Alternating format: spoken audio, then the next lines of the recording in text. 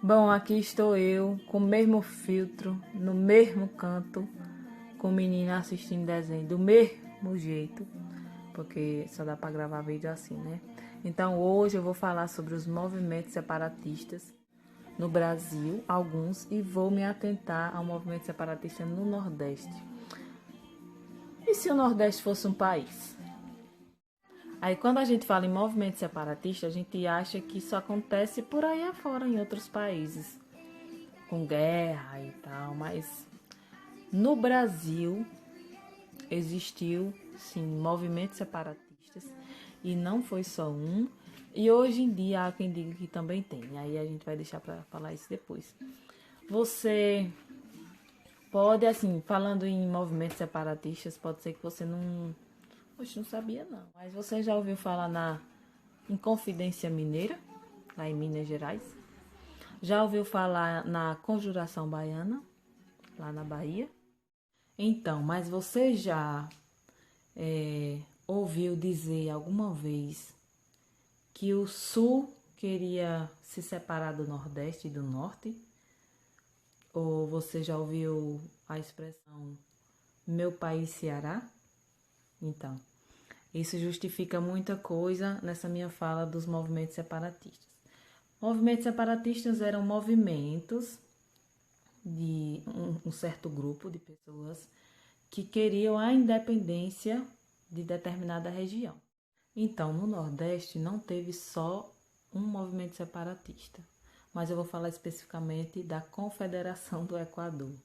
Quando eu falo da Confederação do Equador, eu não estou falando do Equador, eu estou falando dos estados do Nordeste. Esse movimento ele tinha caráter republicano, né? E eclodiu lá em Pernambuco, em Recife precisamente. E para entender esses movimentos, a gente precisa entender o contexto histórico. Eu estou falando da Confederação do Equador e esse é um movimento separatista que aconteceu no período colonial de Dom Pedro I. Então, o que é que a gente precisa entender o que estava acontecendo no país? Por que esse movimento surgiu? E aí eu vou ser bem breve, porque aqui é só um bate-papozinho. Então, a população estava insatisfeita com o governo de Dom Pedro I, né? E não só lá em Pernambuco, nas outras províncias também estava acontecendo essa insatisfação, né? O governo de Dom Pedro era um governo absolutista e esses movimentos visavam ser livres, né, desse absolutismo.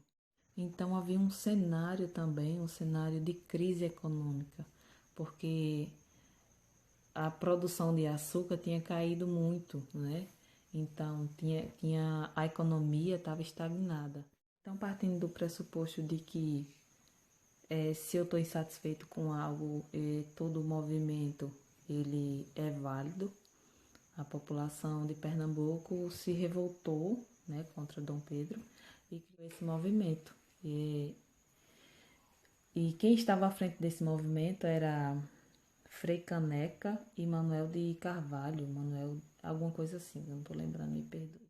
E o objetivo deles era se separar do restante do Brasil, né? E o nome desse estado, desse novo estado, seria Confederação do Equador, porque os estados eles estão ali na linha do Equador e tal.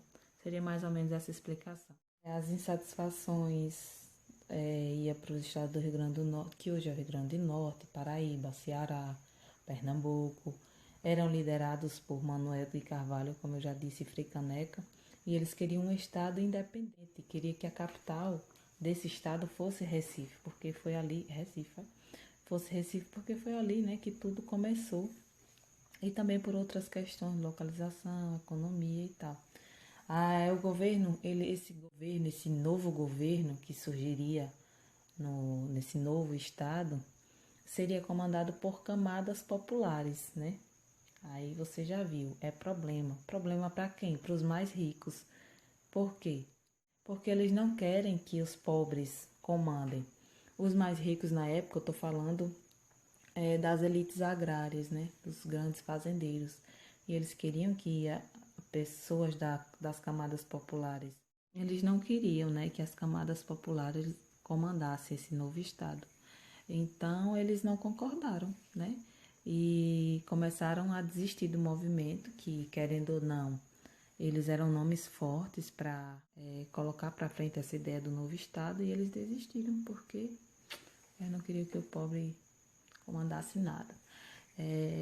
Com essa desunião entre população e a elite agrária lá da região, as tropas de Dom Pedro aproveitaram e foram lá e acabaram com uma brincadeira, vamos parar com isso e pronto.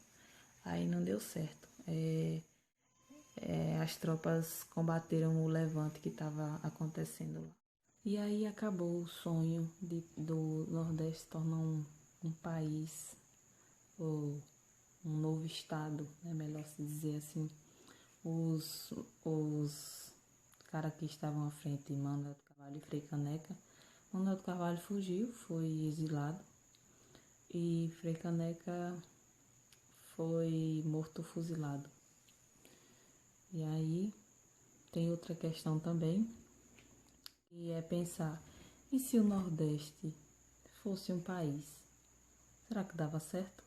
Aí esse assunto vai ficar para um outro dia, porque vamos supor que o Nordeste desse certo. É preciso a gente analisar esse preconceito que o Sul tem do Nordeste, por que existe esse preconceito e será que o Nordeste ele é tão dependente assim dos outros estados? Porque o argumento que eles usam é que o Nordeste recebe mais recursos e paga menos impostos. Será que é tão simples assim?